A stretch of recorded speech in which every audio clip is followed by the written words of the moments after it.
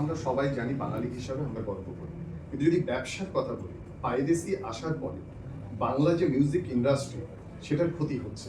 তার মানে ছোট যে আপনি বারবার বলছিলেন, ছোট ব্যান্ড যেগুলো আছে, মাঝারি ব্যান্ডগুলো আছে, তাদেরকে তোলার কথা।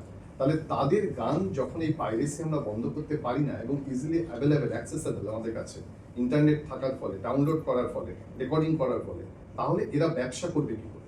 প্রথম কথা হচ্ছে, যে কোনো ব্যবসার চ্যালেঞ্জেস আছে, এমন কোনো ব্যবসা নেই যার চ্যালেঞ্জেস নেই। সেগুলোকে ওভারকাম করতে হয়, মোকাবিলা করতে হয়। এবং মিউজিক ইন্ডাস্ট্রির ক্ষেত্রেও এটা প্রযোজ্য, এবং এটা একমাত্র সম্ভব আইনের বলে।